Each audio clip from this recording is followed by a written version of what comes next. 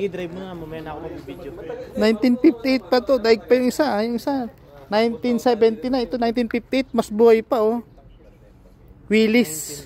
Isuzu Willys. Isuzu Willys. Astig. Astig oh. Tama. 1958. May star pa oh. Astig to. Ay, 1948 pala, hindi 1958. Ang vintage kasi 1970. Yan yung astig oh. Ito yung patayan ng engine nyo. Kapatid mo yung body. Kapal. Kasi ang mga ganito na nakikita natin ngayon sa daan, mga ano, gawang kabiti na. 1958 oh, boy pa. Panghila. Kilala nyo boss Boss Gary Vasquez, siyang may-ari nito oh.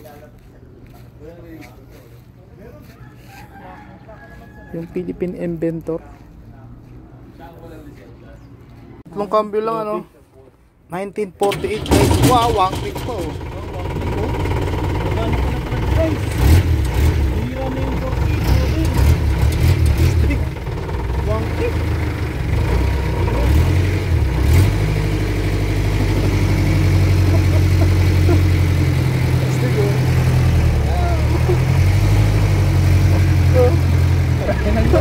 Tatlo lang kami nito guys oh. Ano, tatlo, segunda.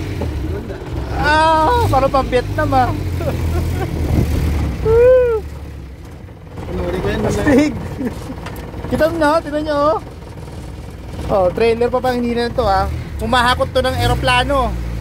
Kung kilala nyo guys si Sir Gary Vasquez, yung the Filipino inventor, namit namin siya ngayon dito sa kanyang lugar. Dito sa San Pedro, Laguna. I-rest drive namin yung kanyang sasakyan oh. Pang Vietnam oh. Astig to, tatlo ang kambyada, 1948. Panuri ko yan lang oh.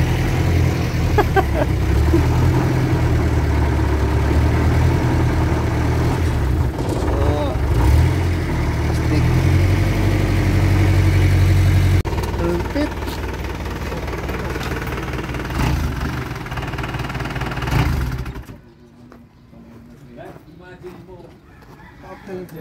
Astig ano. 1948.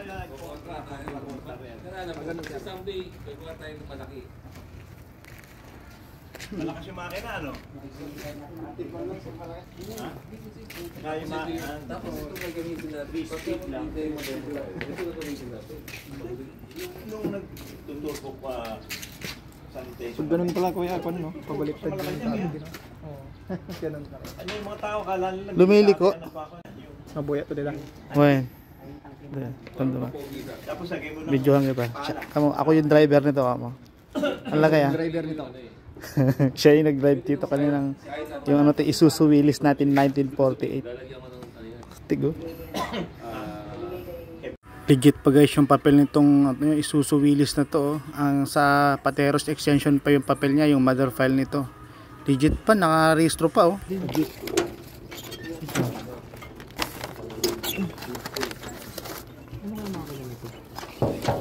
Hindi sa makina niya nakalagay ang indicator niya.